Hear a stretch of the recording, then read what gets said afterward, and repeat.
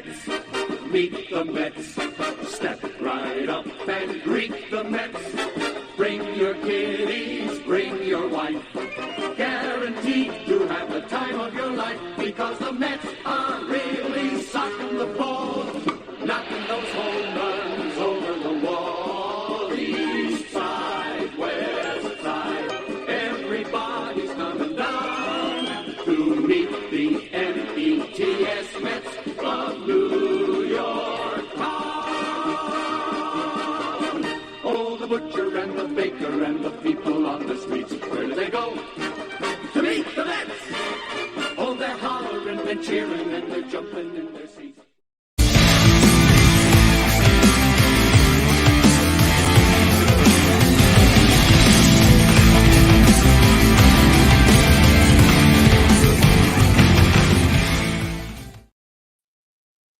What's up, Mets fans? Welcome back to another Mets Hot Stove Live with my boy Chris. Another Mets Hot Stove. Two of us are gonna take you through the hour show and get us all through the latest Mets news and everything else we need to talk about. We got the topics on the bottom. We got Chris in full Mets gear. I'm in full Mets gear. I thought it would be important to wear an October shirt just because we're going to talk about the PECOTA projections and possible wildcard team according to PECOTA and everything else that we're going to need to talk about. And, of course, your opinions in the chat as well is always appreciated. So, Chris, how you doing, buddy? I'm doing well. The October shirt is definitely fitting. We need the Mets to be back in that sort of realm of baseball games, playing some cold baseball in the October weather. I'm doing great.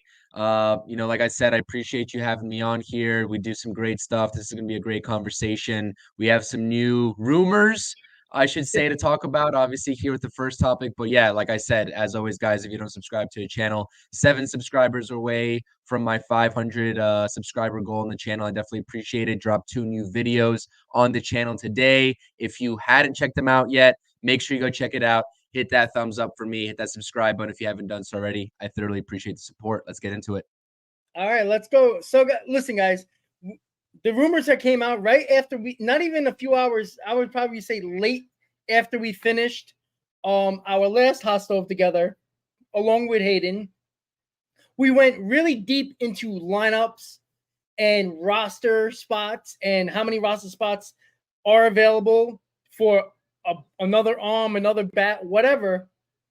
Yet the news came out that the Mets have been in dialogue with Martinez, and that got a lot of Met fans very excited, including myself, because I've been hanging on the clothesline about this for about a month now, and I keep on saying, and I truly believe this, I think the Mets are always in contact with him for the majority of the offseason, and I believe that Boris was the one that leaked this stuff out because of the fact there's not enough teams that are much interested and need just that bat that doesn't really have a lot of versatility. There's not a lot of teams out there for him. And I think it's obvious the fact that after the Toronto Blue Jays signed Turner, the Giants, who needed another bat, people were like, oh, maybe Martinez will stick to California. Well, they're talking to Soler right now. So the teams that are needing bats are going by the wayside, Chris. And the important thing to look at here is that I still think, and I've said this for how many months, about how many hot stoves that we talked about this, Martinez is going to fall into the Mets lap. I don't know the price. I don't know the year. I'm thinking 1 year, but I just feel like that's going to happen because I think it's gonna happen right before pitchers and catchers. I believe he's gonna make his decision, and I think Boris is trying to stir up a little controversy or a little bit of a little bit of fire with other teams that might be thinking about another bet but don't really want to spend more money, but just like the Mets. But I do think it's important to remember that David Stearns has played this extremely well, and who knows, was it David Stearns talking to the Mets? I'm sorry, David Stearns talking to Martinez, or was it Boris calling the Mets? That's what I want to know. And the mixed signals from the Mets, it was supposed to be only $10 to $50 million. If they sign another bat, it's going to be above that easily with the relievers they just signed as well. So, Chris, what is your thoughts about this? I know you put it right away on X about me saying this for a while, and that Met fans got excited. I want to know your thoughts about this. Like, do you think it's going to happen now that it's official that there's dialogue between the both sides, or do you think it's just smoke? To be honest with you, as much as I want to believe it, I do think it's smoke. I am going to take a little bit of a different stance than you. I think it's smoke. I think this front office really has set that precedent of what they're going to be going with in terms of the offensive lineup in the DH category. It really depends on what JD Martinez is asking prices right now, what Scott Boras is setting that initial asking price. And like you said, your guess is as good as mine. We don't know. Do I have faith that these latest rumors from these New York Post guys and Mike Puma and John Heyman came from the Mets' side of things? No, absolutely not. I think you're hitting the nail on the head that it definitely is coming from Scott Boras' side, because he's realizing that no matter what, no matter how good of a season JD Martinez had last season, no matter the fact that he is a 3-time All-Star in the past 3 years, there's simply not an extended market for him for teams to be outbidding each other for, coupled with the fact that you also have Jorge Soler on the market as well. And, let's face it, some of the lower tier bats like Eddie Rosario, I see on our screen here, your Adam Duvall's, your Brandon Belts, all those guys, definitely not in the caliber of JD Martinez's range, but it's all about that initial asking price. So I think once we get some more substance behind those reports, if we ever do, before he signs, then we'll figure it out a lot more. But before we get live here, you and I are both talking about how this deal might compare or might not compare to Justin Turner's. And that's exactly the sort of line of thinking that I'm at. If the Mets are truly in the ball game here for JD Martinez's services, it's going to have to be around the ballpark of what Justin Turner got. If it's anything more than that, or, it could be a couple $1 million more, a couple $1 million less. I think it's going to be in the ballpark, but it has to stay in that ballpark. If he's asking in excess of 16, 17, 18 million dollars for 1 year, or even asking for 2 years, it doesn't make too much sense in my mind, given all the reports that we've had coming out of the Mets camp. And M. Easy saying it right on the head here.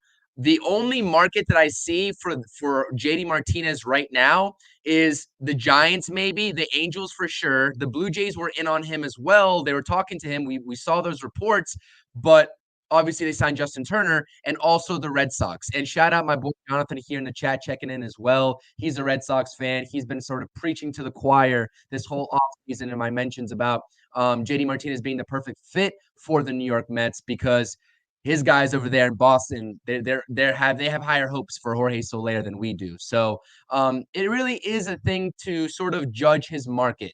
And that's exactly what it comes down to. The reports that we're seeing right now, with the way this market's shaping up, no doubt in my mind this is coming from Scott Boras. This is something that he does. He uses those New York Post guys or any sort of media sort of pawns that he can get his hands on to sort of force these teams' hands, especially Steve Cohen and the Mets. So, like I said in my video today, I alluded to the same thing. Let's not take it with the utmost substance. There really is no substance to go off of with these reports anyways. You look at Mike Puma's tweet.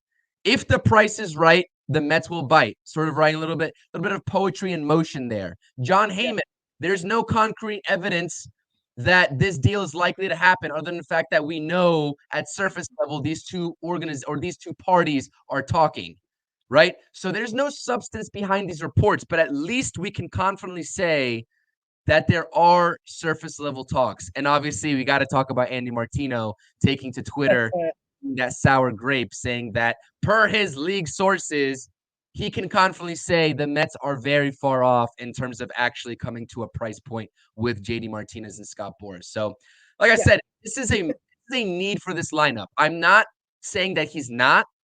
He is a definite need for this lineup. You look at this lineup with his name in it versus without it, and it's a completely different ball game. I'm not naive to that fact, and I will never deny that fact. But what have the Mets shown us?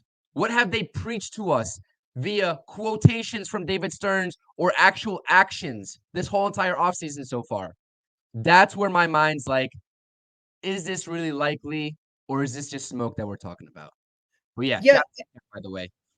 Yeah, and you know what? It is interesting because, we know David Stearns has been talking Vientos DH and giving him at bats, Beatty giving him, a spot at third base.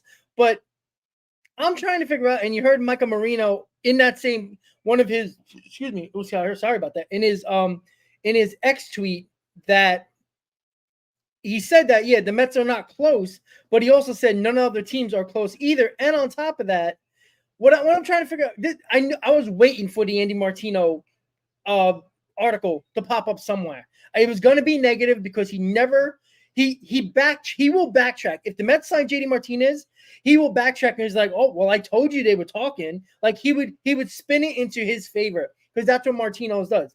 He never really gets an exact source, and he's already wrong on the $10 to $50 million that were left because, he also said they weren't signing any more relievers, maybe one. They signed 3 more. So he's really off on exactly what they're doing. And again, every time the Mets make a signing, we don't hear nothing about who they're talking to, and then it just happens. Ottavino came out of nowhere, Diekman came out of nowhere, and Fujinami came out of nowhere. Like, nobody knew they were talking to these guys. We didn't get a Puma post, a Heyman post, a freaking Martino post about, or even a Joel Sherman post about they're speaking to them and they're close to a deal. Right when it was about to happen, that's when you saw Ottavino happen, and Diekman, and then Fujinami. And this is the same thing. And they're keeping everything close to the vest, and that's completely understandable.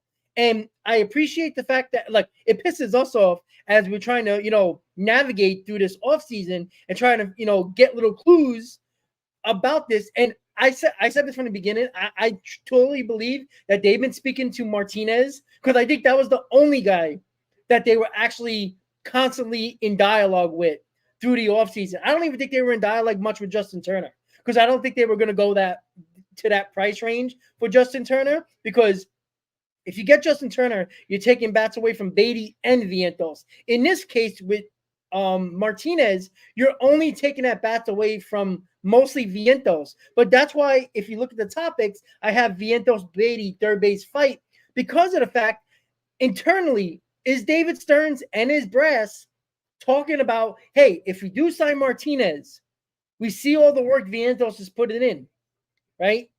Why don't we have a competition at third base? The best man win, right? Given the job to Beatty at third base and given the job to Vientos at DH, what type of competition are you really giving here, except giving guys who have proved nothing spots in this roster? And I don't think that's fair, not only to Met fans, but for the team itself. Like guys like a Brandon Nimmo, who was basically on the bench when he came up with the Mets, that had to work his way and work his ass off to make this team. Jeff McNeil was in the minor leagues forever. Finally, he got a chance, right? There were so many guys that you could say, wow, I busted my ass. I never got given a position or the job out of spring training or on this team. I had to work for it, right? Even Pete Alonso, right? It was a Dominic Smith, Pete Alonso issue where Alonso should just, not be the first baseman. Dominic Smith's a better first baseman, right? That was the argument, right? All these guys had to work hard and win their jobs. Yet you're giving Beatty and Vientos the job. I don't like that. And I think internally that's what they're talking about now. And I think that's another reason why the Martinez Mets dialogue is happening. I think it was happening for a while. Just Boris had to make it known because it puts a little more pressure on the Mets. And Stearns is not going to fold under pressure. I think if he feels like the price is right and it's around the range they're willing to go, because look, Stearns can go at any moment and say, hey, listen, Martinez is asking for $12 million. I didn't want to go more than 10.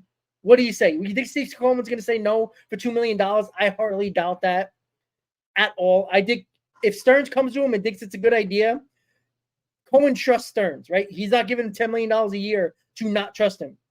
He'll give him that. He'll open up the pocketbooks a little bit more to get a guy like Martinez if Stearns believes it's the right thing to do. And what it involves, going to the second topic with Eddie Rosario, the last time we were on Hot Stove, this was the topic, right?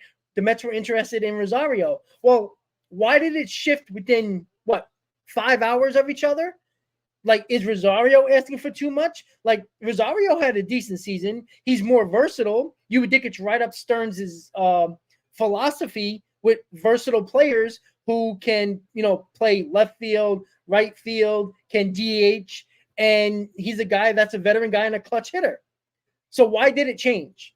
Is it the fact that Boris, once again, was like, oh no, they're going to get Rosario. So we're like, oh, let's put that out there. So it halts whatever the Mets were trying to do with Rosario.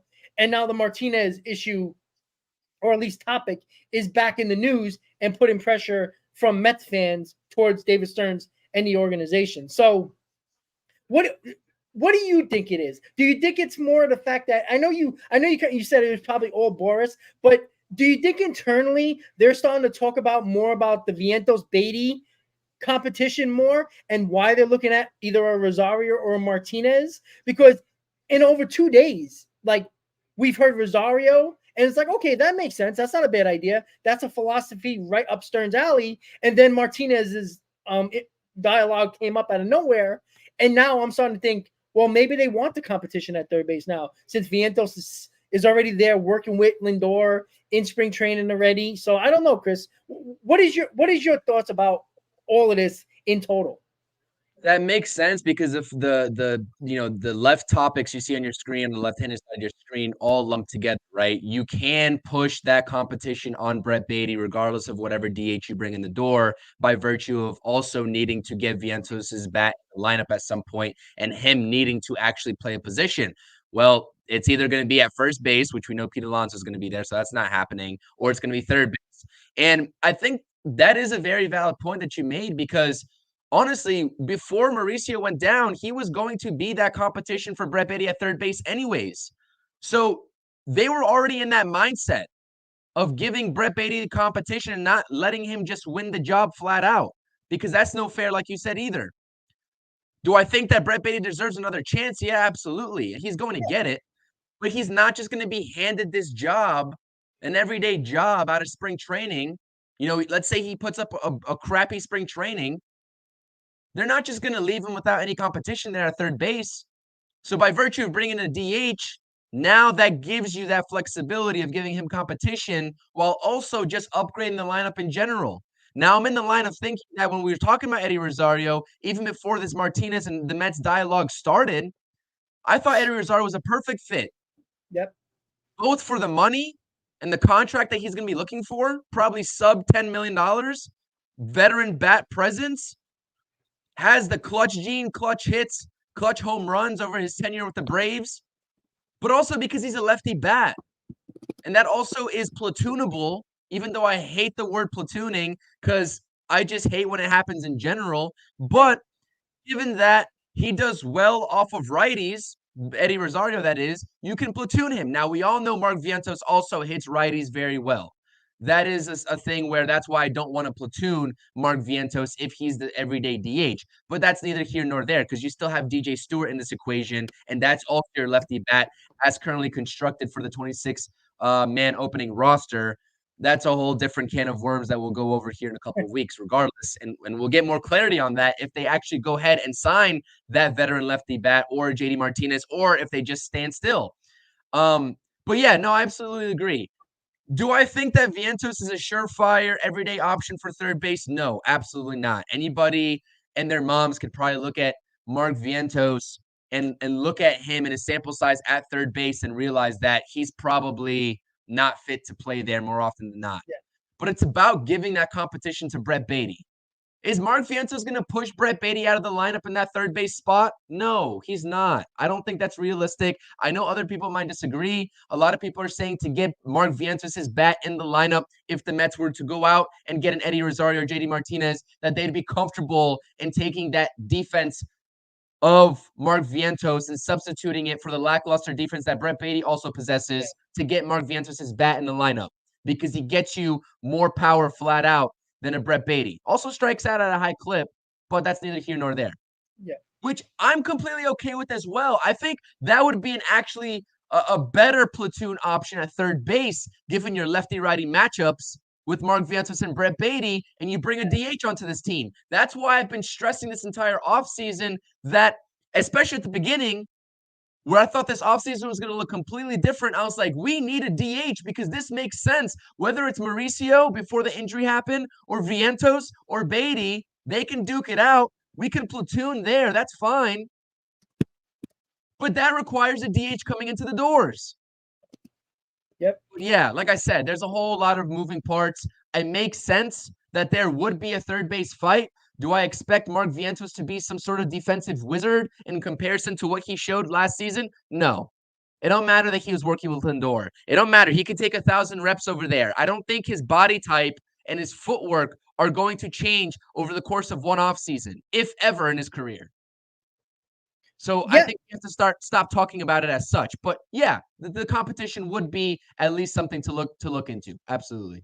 Yeah, and yeah, Vientos' footwork. Look, I've seen him. Look, I've been to spring training many years in a row already, minus the pandemic year. But like, I watch Vientos a lot. I saw him on the backfield. Like, don't get me wrong, it's not like Vientos hasn't been working on his game, and we've just seen it. And again, this is a Mets propaganda on their social media pages, throwing Vientos at us, showing all these workouts and everything like that. Like he hasn't been doing that before. We know that he has been a little. I wouldn't. You heard rumors that he wasn't working as hard, and I guess that's something that when he came back up from the minors the second time last year, you've seen that work ethic get a little bit better. Maybe that's a little bit that could help him. But again, maybe his footwork's better. Maybe he worked on it. I don't know.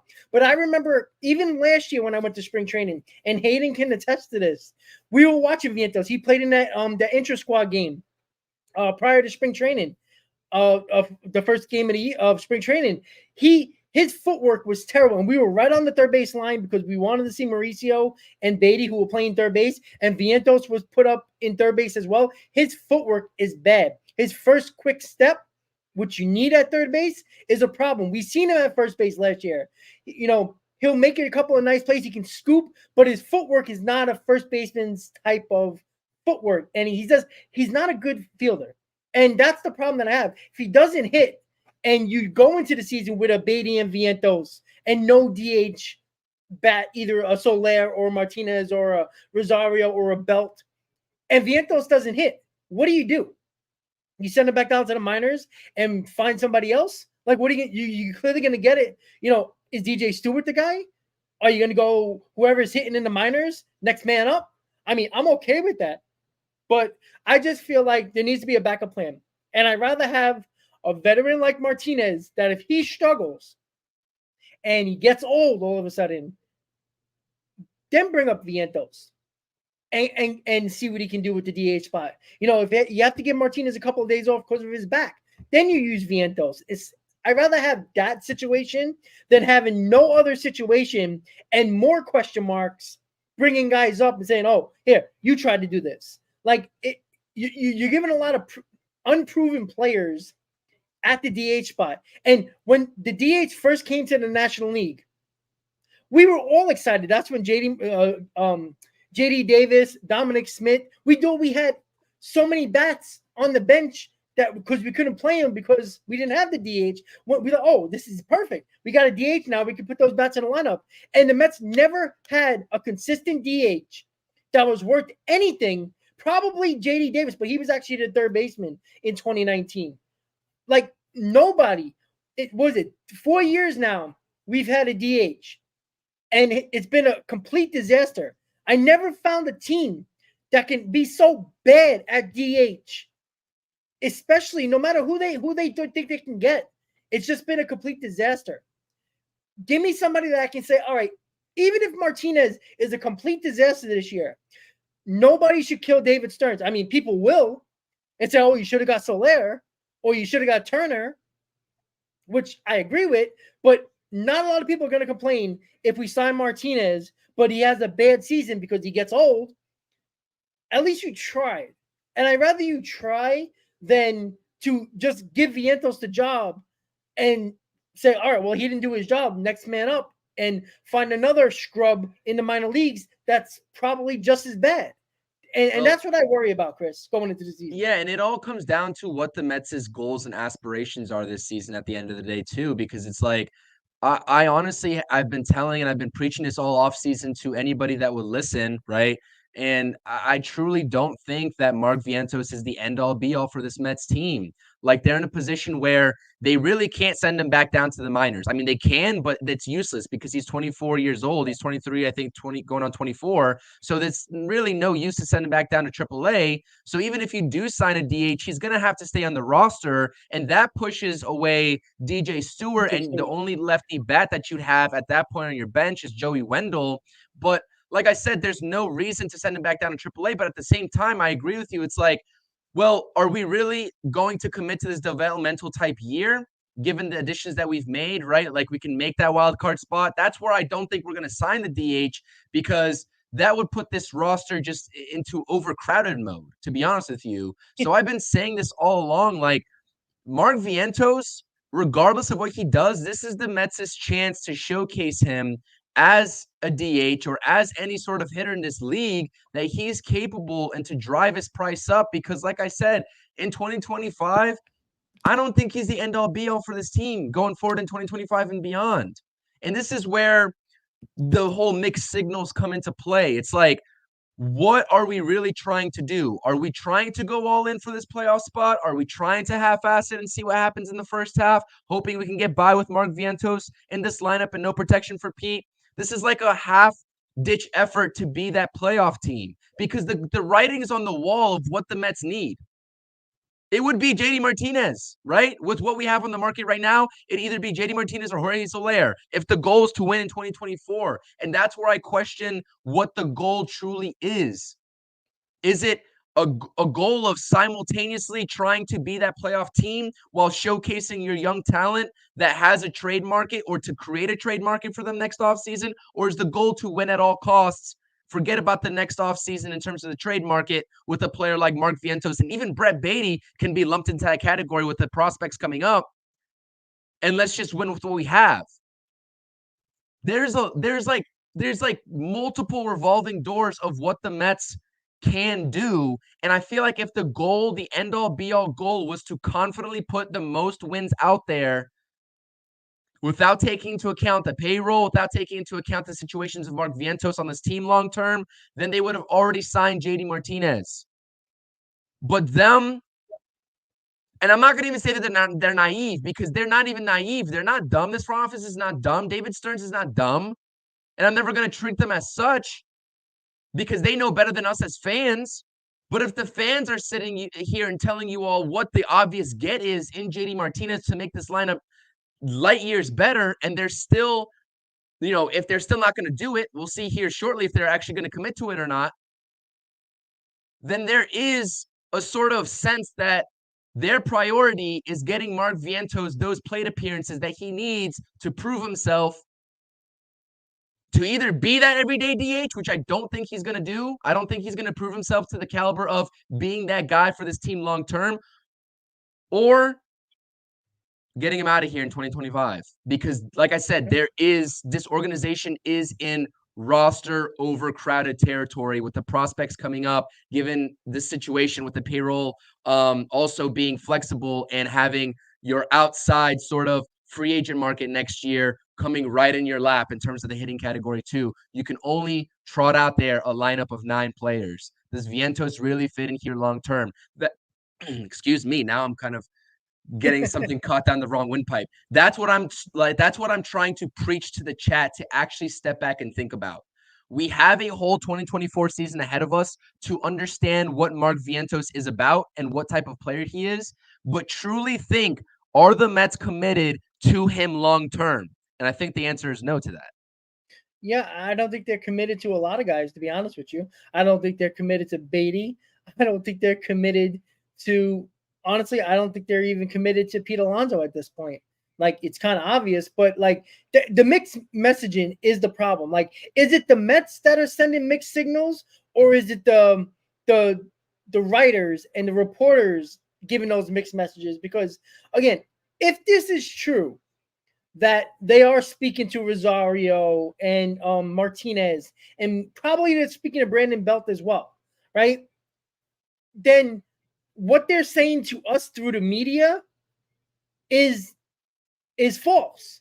Because if they're trying to push all these Vientos videos on Twitter and all their social media platforms, and David Stearns comes out and talks about Vientos getting at bats, yet they're talking to every other person that can take his job on the market, then are they spilling a bill of goods to us and basically lying to our faces through the media to do this behind closed doors and get another bat? Like, are they worried about Vientos's?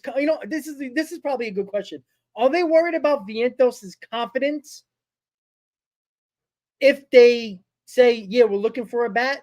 Because they never technically said that they're looking for a bat through the media. They said we're looking to give Vientos as many at bats. Are they worried about his confidence? Because as I said earlier, last year, they think his work ethic and when he think he deserved to be up and they didn't call him up, it kind of waved in his confidence. And sitting him on the bench so much and not playing him, did that hurt his confidence? And do they think that he is fragile when it comes to his confidence? And they don't want to hurt that just in case they don't land a bat on the market. Do you think it's more lying to the media to protect the feelings or the confidence from Vientos while behind closed doors talking to all these bats? Because it has to be one or the other. Either they're telling the truth to the media and they believe they're going to give Vientos at bats and they're just appeasing the fans, which it's kind of hard to believe because they were supposed to be done with the reliever market. They got 3 more relievers. I feel like they're going to get another bat, even if it's not Martinez. It might be a Belt, it might be a Rosario. I feel like it's more protecting the confidence of Vientos and like massaging his ego a little bit. That's what I think, Chris. You know what I think? And I just thought about this notion too, because you look at all the 1-year deals that they've given out, or the majority of them, that presented themselves to this market, right? Like, let's take a look at most of the 1-year deals that have been given out, minus with the exception of like Jake Diekman, but also that rings true as well. They are prioritizing guys that they can keep for this team longer term in 2025 and beyond. Luis Severino, right? He's on a 1-year deal. If he does well, the Mets will be in the boat of re-signing him before season's end. Same thing with Sean Manaea. He could be a controllable piece moving forward, and that's why they snagged him for that 2-year deal with the player opt-out. Same thing with Shintaro Fujinami. He goes out there and lights it up, more so than what he did in his rookie season last season. You can go and re-sign him for the foreseeable future. Jake Diekman, you also have a 2-year deal. Like, they are in the mindset of investing in guys on this market that are a little bit, I guess I would say in the primes of their career, more so towards that younger 30s mark, and even better, maybe in their high 20s in terms of the age. Yeah. That's where I think that might go over a lot of people's heads, because I don't think people realize that, Luis Severino and what he once was with the Yankees was an all-star, right? And he just so happened to fall in the Mets' laps in the prime of his career. And if he bounces back, a lot of people are writing him off. If he bounces back, they can re-sign him. Same thing with Sean Manaea in a sample size of the Oakland A's. He went down the hill a little bit, but if he reclaims that sort of claim to fame that he had in Oakland, that's a re-signable candidate. Especially if he tests free agency again next year and declines that option. JD Martinez is not that. He's 36, 37. That's also why I don't think they kick the tires on Justin Turner, because they know they're only getting 1 year out of them. And if it's a one-and-done situation, then they're not prioritizing that, no matter how good these guys are. They know that JD Martinez is probably one and done for them. They knew that Luis Severino, and I know we're mixing pitching and offense here, but it is really the sort of, I guess, trend that I've seen with this team is that Luis Severino, if he does well, he's not a one and done. He's coming back to the New York Mets because they're going to pay him. Same thing with Shintaro Fujinami. Same thing with Sean Manaea. You know what I mean? Do you see the trend that we're talking about here and how that compares to JD Martinez? He's a one and done, man. And that's why they might actually not be in on JD Martinez, and that's why it might be smoke. But like I said, there's really two sides of the coin here and who these reports are coming from. And your guess is as good as mine. Like I said, we're here speculating. The confidence level of Mark Vientos. Listen, man, I mean, we saw it with Brett Baty last season. I'm not sure what you can allude to the fact that, Mark Vientos in his sparse at bats didn't get the job done. Could that be a confidence level with the guy, a confidence thing with the guy so young? Yeah, it definitely could be. But I'm not going to sit here and try to delve into the mind of Mark Vientos and speak for him whether he's confident or not. We see the work ethic that he's putting in, regardless if they bring a DH in anyways. Whatever at bats he does get with the presence of JD Martinez or an Eddie Rosario, whoever else is on this market, if they bring someone in externally, he needs to perform. And you've been preaching that as well. That's why, I do give Mark Vientos the pass last season for having that sparse sample size. But at the end of the day, listen, 24 years old, you're not this up-and-coming 20-year-old prospect, 21-year-old prospect. If you're 24, coming up into the major leagues, you're expected to produce right away. Same situation with Pete Alonso when he first came up. Was 24 years old and produced right away. Hit 50-plus bombs his rookie season. I mean, you can't make it up. You're expected to produce right away if you're 23, 24, maybe not so much 20 to 21. So these guys aren't getting passes. Yeah. And that's why confidence can't be the talking point, especially in this New York market. And I hate to do that because I understand in the grand scheme of things, these guys are still at their, I guess, low point in their career in terms of their youth, right? They have a lot more baseball to play, whether it's with the Mets or somebody else. But you know what I mean? You can't, it's just the nature of the business right now with the Mets organization. They cannot afford to give these players passes anymore because of that overcrowdedness, that oversaturation. Well, you know what I mean? Well, you know what? With Vientos, right? And I know we're really going deep into this, but it's important to realize the fact that, signing the bat can mean a lot of things. And look, I don't have no confidence in Vientos at all. I don't. Look, the only reason why he was a top 10 prospect in the Mets system was because the Mets system was absolutely garbage a couple of years ago. That's why he got as high, I think, to 4 in the Mets top 10. That's how bad the farm system was. And he's a guy that is positionless and a guy who probably can hit in the minors. And I don't care what anybody says. We all remember, we go back, and I brought this up earlier, the Nimos of the world, the McNeils of the world, even Alonso. None of these guys were given jobs when they came up. When they got the opportunities, they did their job. They performed. They were productive, right? Again, I go back. Pete Alonso, how bad he was defensively, right? There was the Dom squad on Twitter.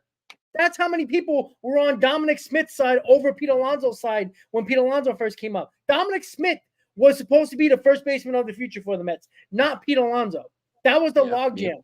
What happened? Pete Alonso got those at-bats, looked amazing in spring training, outperformed Dominic Smith, and he took over the job. And Pete Alonso's story is what it is today. And we're talking about a big-time contract for him. McNeil, right? We talked about, he's the 300 guy. He bats over 300, but he has no power, right? He was never given the second baseman job. They didn't even really think he had a position, right? But they found a position at second base, right? McNeil got at bats, was productive, won the job. Same thing with Brandon Nimmo. He was sitting on the bench most days early on. Go back. He was playing 40 games, 50 games. He wasn't playing a lot. But when he got his opportunity, slowly but surely, he performed and then got more at-bats because he was productive. I don't want to keep on hearing, he didn't get enough at-bats. You know what? If you get 50 at-bats, work your ass off on those 50 at-bats. I'm not saying being 45 for 50 and bat 800, but you got to show something. All I've seen from these two guys was a ton of Beatty and Vientos. I see a ton of strikeouts, lack of awareness of major league pitching, and when they get the most at-bats, they don't do enough. And you can't keep these guys on the roster when you're not productive because somebody's going to take your job. And with a Mets farm system now that is basically flooding with other guys that can take your spots now, including Beatty, including Vientos, they're on a very, very short leash. And I think that's another reason why they might bring a veteran batter in, is because of the fact that if Vientos doesn't do his job or Beatty doesn't do his job, they're going to have veterans to be stopgaps early in the season if these guys don't work out. And then the guys like the Drew Gilberts of the world or the Jet Williams, the Acuñas, all those guys that could be ready by May, a lot of people are expecting that. they're going to take those positions. So these limited at bats, it's not the only players in the world in this organization or in baseball that didn't get the at bats right away. But when they did, they took full advantage of it. That's what I want to see from Vientos and Beatty. There's short leashes. When you get those at bats, do your fucking job.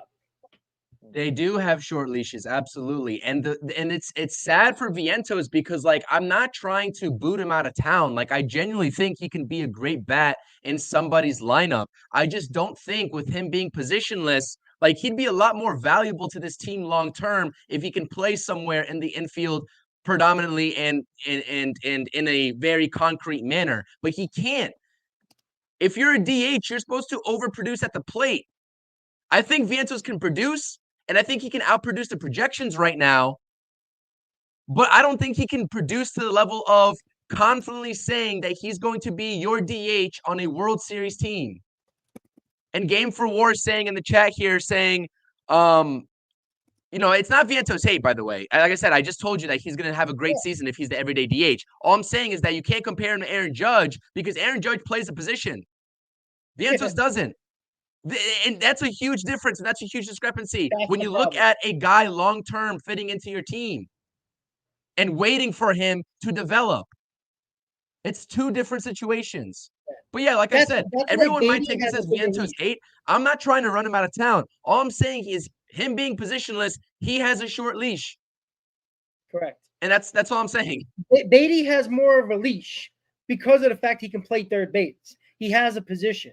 That's the problem with Vientos. That's why I'm so frustrated with the Vientos situation, because you have one job. You don't have to play the field. All you have to do is get at bats with the DH spot. That's all he has to worry about. Worry about your at bats. You're not a position player. You can't play any position well. Your main focus and your main priority on this team is your at bats. That's what you need to be focusing on, because there's a 95% chance you're going to be the DH. You're not playing third base. You're not playing first base, most likely. Pretty good shot of that. The fact of the matter is, when you're positionless and you can only do one thing to help this team, that's your priority. So when you get those opportunities at the plate, you got to perform. How much more production or how much more chances you're going to get? And I'm not saying 200 at-bats are a lot, but those 200 at-bats have not shown me enough. The same thing with Beatty. Beatty was injured, so it was hard to really tell, because he was on and off with injury and stuff like that. But Beatty hasn't looked good defensively. Beatty is only getting the leash, and I think his camera went out. We'll get him in a second. But giving Beatty a little bit more of a leash is the fact that he can play the position, or at least be a serviceable third baseman. Because remember, guys, we talk. Somebody brought up David Wright. David Wright, when he came up, was considered not a very good third baseman. Didn't have a great arm, right? Threw sidearm. Didn't throw over the top. Like he had. I throw like that 3/4 at third base. Like your ball, makes that weird dip. And David Wright had that issue in the minor leagues. Right, we ended up loving David Wright, and he became a very good defensive player. But he came up, even though he was much bigger as a prospect. But we have to remember, Vientos is positionless. Until we realize that, and that's why he's not getting much of a chance, or at least a bigger leash than most other guys, like Nimmo, like McNeil, like Alonso, is because those guys found positions. They have positions. Vientos didn't play a lot of field, even in the minor leagues. Beatty was playing third, right? They had their first baseman. Vientos was playing first base, but he was mostly a DH guy in the minors. That's the problem. And that's why I think the Mets are kind of going through the motions here with these free agents, because I don't know how much confidence they have in Mark Vientos. So, Chris, let's head over to the again. I'm sorry. Wait, one thing I want to end that topic on, and I dropped it in my video today on the channel, talking about metrics and what we would like to see out of Mark Vientos if he's given that full-time DH role. Okay, let's say for the Mark Vientos crowd, for the people that really believe in him and they really like him and they want to roll with him as DH and all that good stuff. I'm fine with that. But we have to stop talking about his potential upside at some point. There's only so much upside that he has. There's only so much skill set that he has that we can talk about before he actually starts producing those numbers. And we're going to find that out shortly if the Mets don't sign a DH. I want to pose a question to everybody. In order for Mark Vientos to prove to this front office, because this is a showcase year, this is the season that he is getting the opportunity, presumably, with everything remaining consistent. If things stay consistent between now, February 7th to opening day, and he's the everyday DH, this is his showcase season.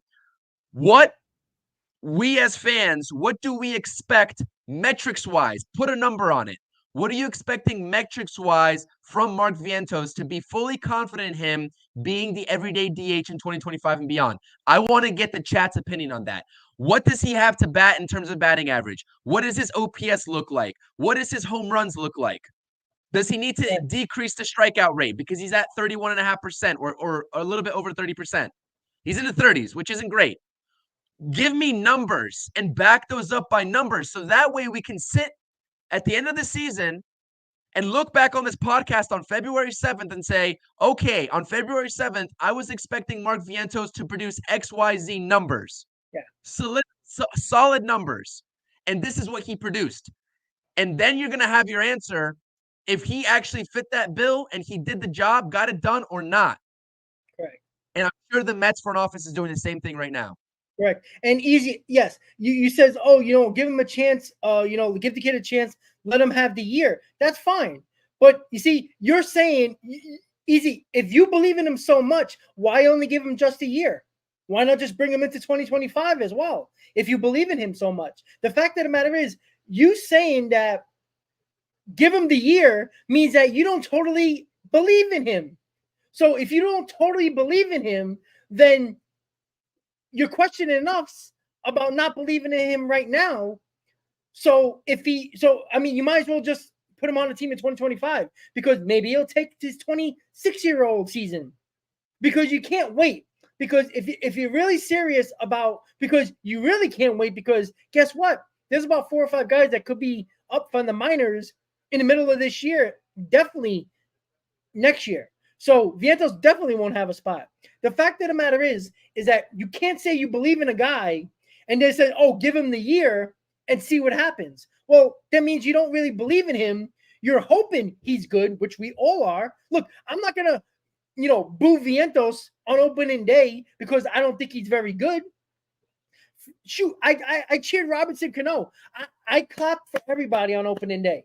I cheer for everybody opening day. Some louder than others, but I cheer for all of them, right? I'm not a big fan of Brandon Nimmo, but I cheer for him. I want him to do great because it's going to help the team that's across the chest that says Mets.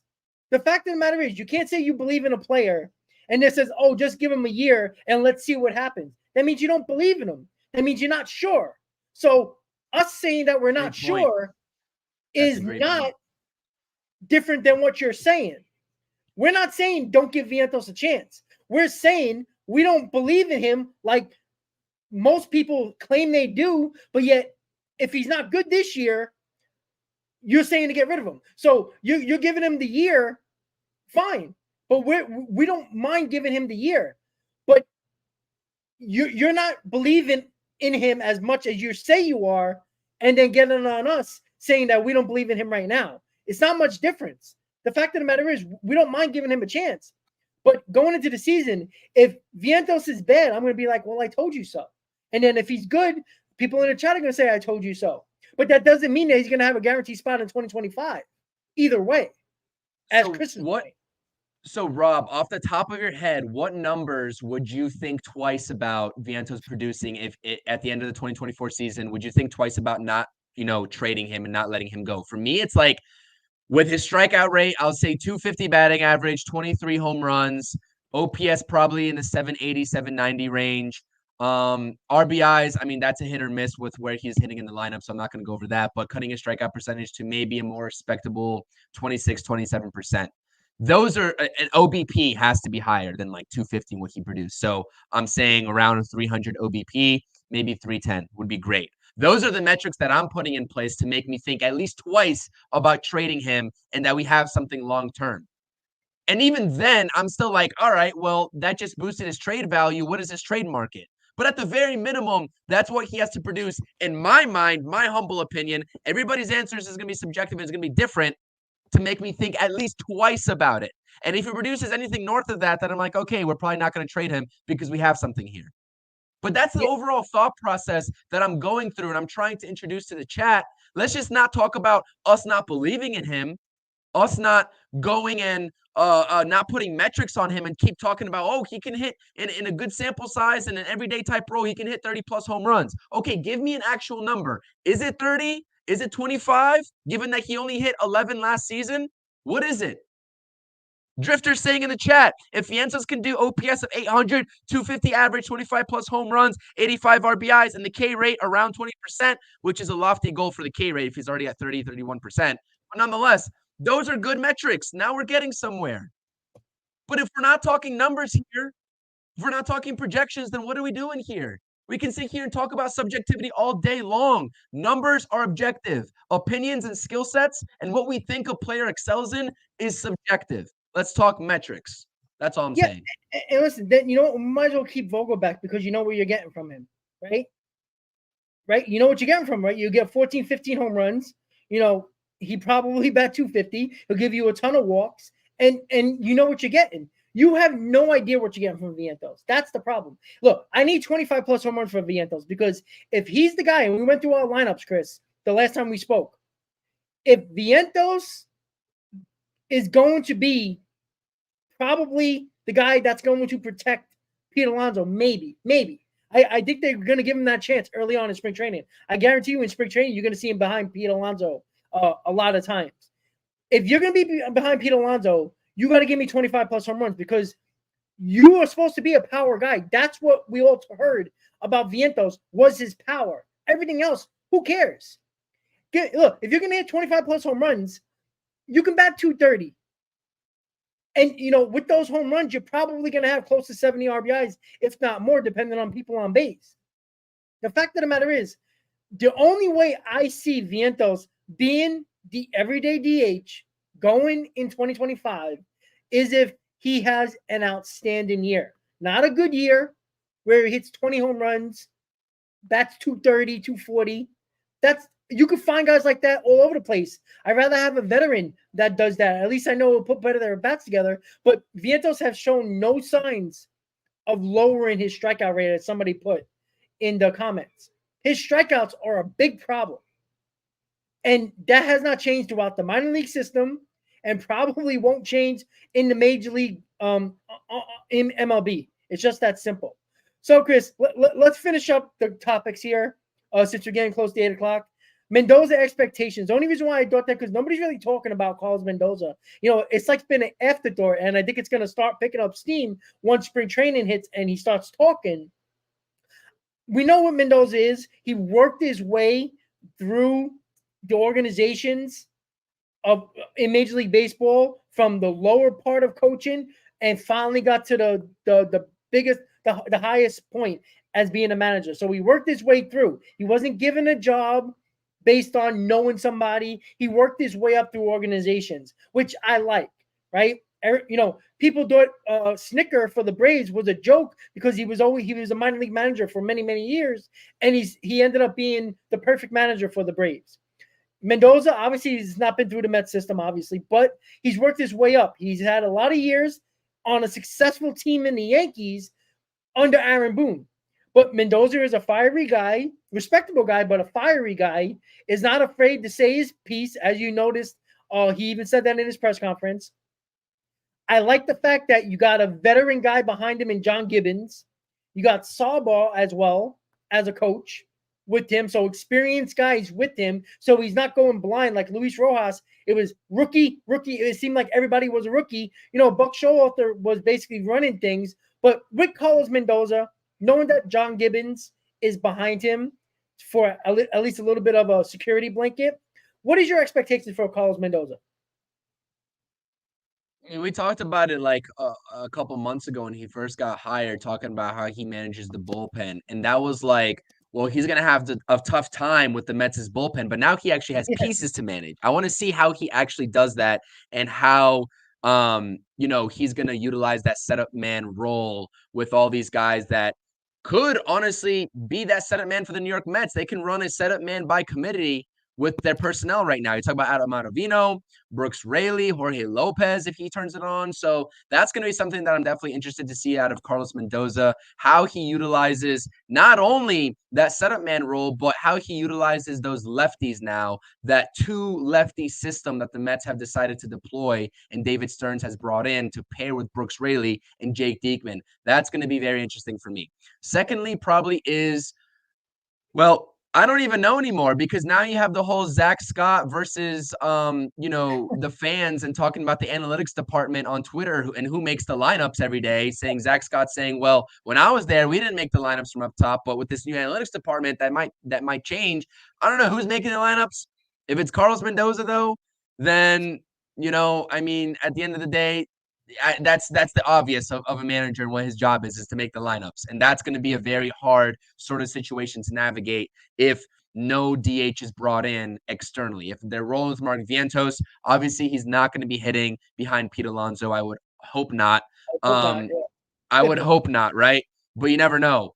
Starling Marte, I would hope not. So you're going to have to do a little bit of a makeshift lineup. I think at the beginning of the season, we will see Starling Marte as that fifth bat.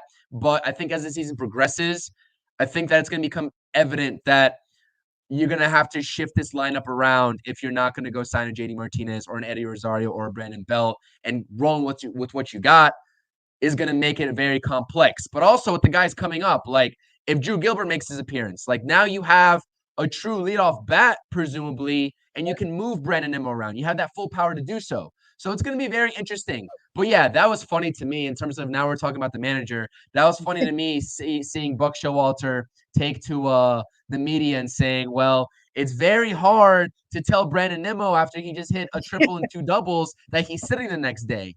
So it tells you a lot. And I don't think Buck's lying, to be honest with you. I don't. It tells you a lot about the way the Mets are starting to deploy this analytics department and those decision-making processes coming from the top down and how much leeway the manager actually has to make that decision. And that's something that I'm going to be making or at least paying attention, a close eye to this season when it comes to Carlos Mendoza, because he's a rookie manager. He's going to need some guidance, like you said. But how much guidance? You know what I mean? Yeah, and Stearns talked about a collaborative effort, and everybody working together, the analytics team, the front office, the management, coaching, all that stuff, and we know that. We obviously know that, right? It's going to happen. Like I don't think Mendoza is going to lock the door and make his own lineup. I don't think that's I don't think that's the way baseball works anymore. It's very rare. Maybe one or two managers are able to do that. Like a Bochy guy like that. Dusty Baker when he was managing. But I see it like this. I think Carlos Mendoza is going to have success. Look, you need good players around you to be a good manager. Like, it's rare, especially in baseball. Even if you are a good manager, you're not going to take a bad team with bad players and make them better. Like, you might get them a game or two better, but you're not going to make them tremendously better. You need performance. You need good players on your team. But with Carlos Mendoza, I think he's going in this with an open mind. I think he's the type of guy that is not going to be afraid to make a move when he needs to. I think when I feel like he's going to be that leader that was lacking in this clubhouse. I think that he's not. He's a Latin American guy, South American guy, right? Latin American guy, excuse me, Venezuelan, right? He's going to work well with a lot of the Latin players. I think that was important too. You got that connection there. I think that's important for a lot of the guys on this team. And on top of that, I think that he's not going to be afraid to ask questions. I think he's not going to be afraid to, hey, John, help me out here. I'm not really sure. I'm not sure who to bring in the seventh inning right here. What are your thoughts? They're going to open the book. They're going to look at the numbers, look at the analytics, and then Carlos Mendoza is going to make a decision by maybe John Gibbons helping him out. And that's okay. I can care less. If you have to ask questions, and, your teacher always says, no question is a dumb question. I think you can't be afraid here to ask questions if you're not completely sure. And Mendoza even said in his press conference, he's not afraid to have conversations and get help from others outside, meaning coaches, management, front office.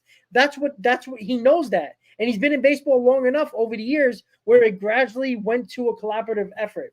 And I think Mendoza is in a good spot, especially with the veteran coaching he has behind him, which I think is very helpful. But the players on the field have to perform, or Mendoza is going to be a lame duck.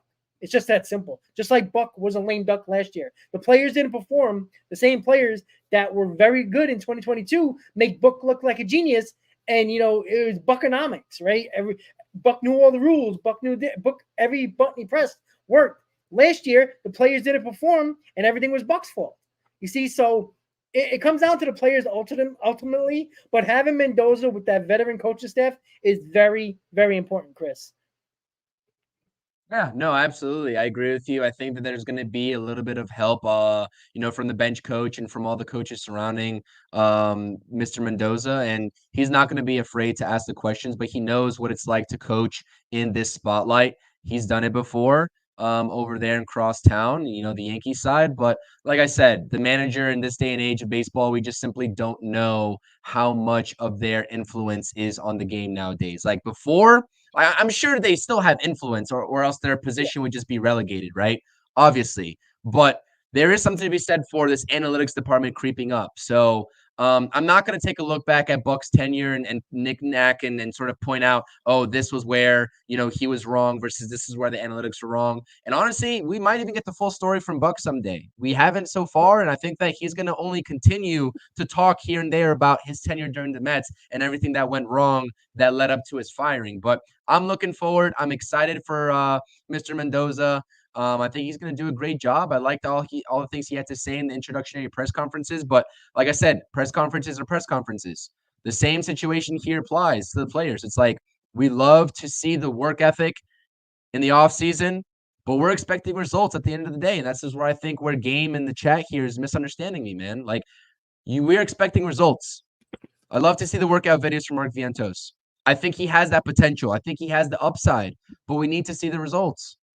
And we're open, like we just said it here, we're open to giving him the opportunity. Same thing with Mr. Mendoza. He's going to get his opportunity. But we need results. So, right. But this situation, I think this year is a little bit of a different anomaly, Rob. I think this year is going to be a lot more open to making mistakes, whether you're a ball player or whether you're a coach. I think that a lot of people are not going to want to hear that either. A lot of Mets fans being in this New York market, they're not going to want to hear that.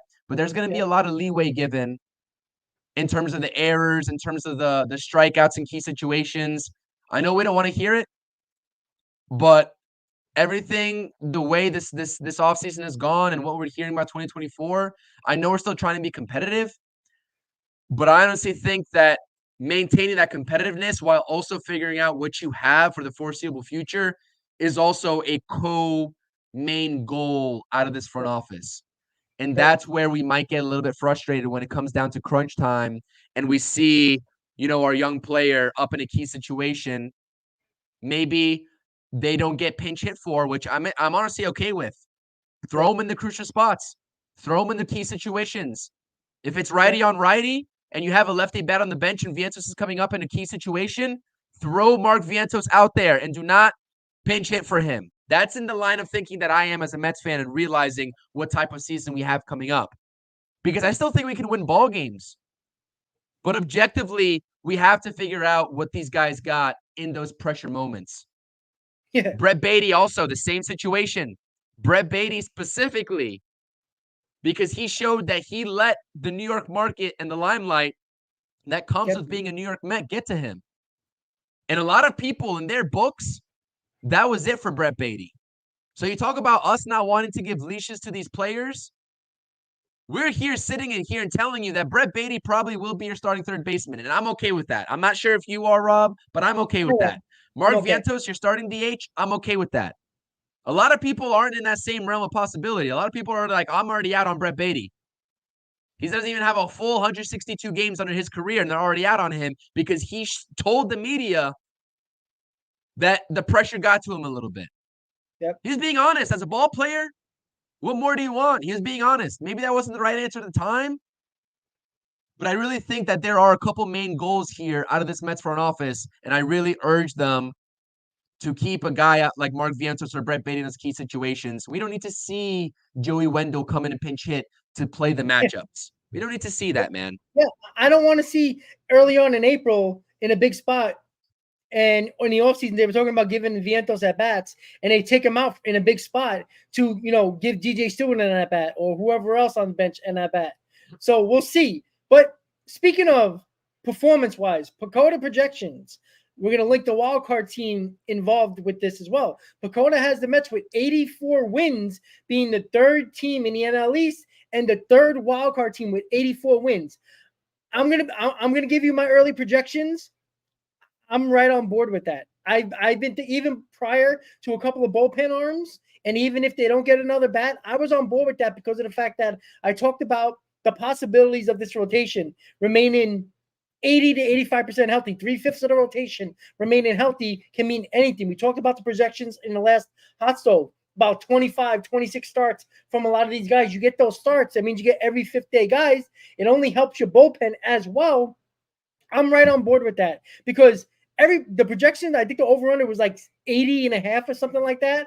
And now Pacoda, who's been very good with projecting a lot of these records, I'm right on board. I'm right around that area of like 83 to 85, only because of the fact that I can see things going very well. And even if things go bad, I don't think it's going to be less than 80 wins, to be honest with you. I think they're going to be a 500 team regardless of how things might turn out in the first half. Because, things could turn out really bad in the second half because they trade people away because their first half wasn't very good. So, Pacoda projections, 84 wins. How do you feel about that? That's a third wildcard spot. That's right on because they're in the middle of the pack with all those other National League teams, Chris. So what do you feel about those projections? Yeah, I think they're right on par with what I would have for them as well. 82 to 84 wins is definitely the sweet spot. We saw 84, and I can't do the math for 162, but 84, whatever the loss column looks like there. What is it? 76, 84 and 76, somewhere around there. That gets the job done for the wild card spot, right? We saw with the Diamondbacks who made it all the way to the World Series. I think that's a fair projection. Fun fact about the Pacoda projections, because honestly, I don't get into like the actual equation or the analytics behind how they get to those wins. I think they said 88% of their projections for these teams throughout the years have been accurate in terms of projecting within 15 wins. But 15 wins is a very big discrepancy. Big number. Yeah. Big discrepancy. And I think they're around 50% predicting within 6.5 wins. So that means like the Mets have a 50-50 chance to be anywhere between 77 to 91 wins, and they're picking smack in the middle there at 84. So that gives you what you need to know right there, which, like I said, it's very realistic with what this roster has on the table right now. If the Mets get JD Martinez, do I think that they can add a couple of wins onto that? Yeah, I do. I think they can be 85, 86 wins. Maybe we're talking about higher 80s wins. But for right now, with what we got, I think 84 is fair. I'd maybe be a little bit more reserved in terms of going 82 to 83, but it's going to be that wild card team. And you take a look at the teams that the Mets are going to be competing with the wild card. You're talking about the Cubs.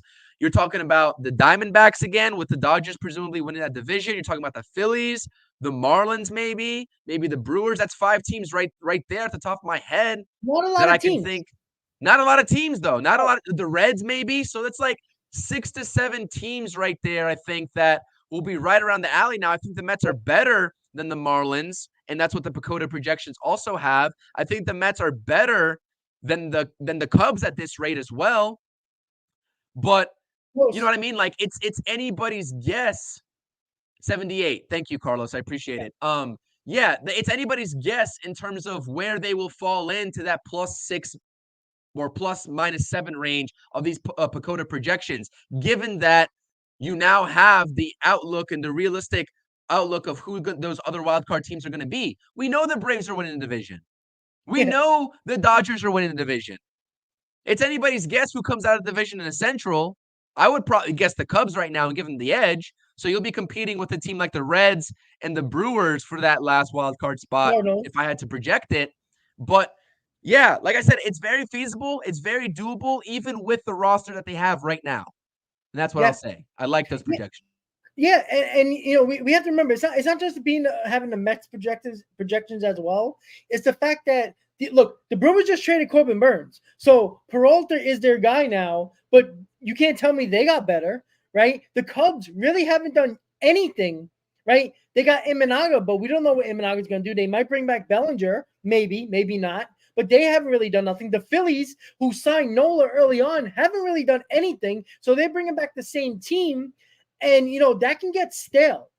That can get stale. You know, they had a pretty good run of it early on, but the Phillies struggled down the stretch last year as well. So there's a lot of things to look at here, and again, I think it's so important to come off to a good start in April, and it can mean a lot of good things going forward. But Chris, give me your final words before we go and finish up this hot stove, and let everybody know what you're going to do with your page. Yeah, no, like I said, we'll keep monitoring the rumors. We'll keep going and monitoring the Martinez rumors, any other external DH rumors. I think the Mets are pretty much done. If I had to guess, I don't think that they're going to get an external DH. If I had to guess right at the top of my head right now, even given these rumors, but you can be rest assured we will be going live as soon as another signing drops if we get one. So that's going to be happening.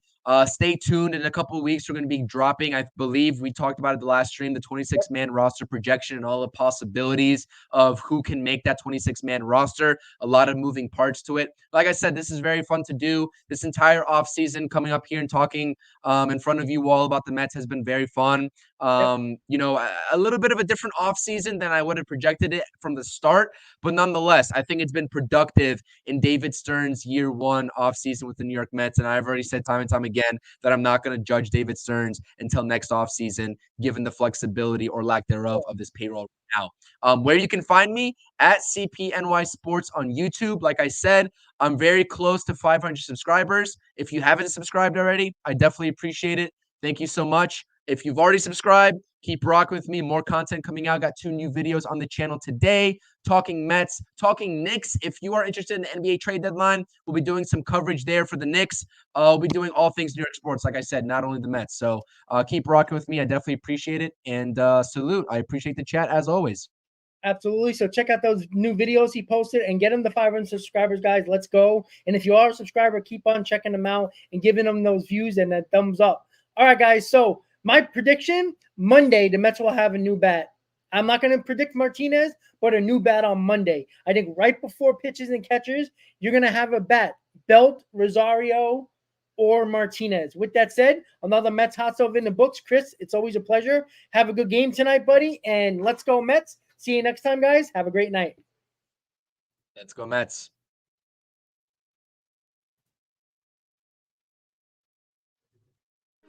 Jumping in their seats.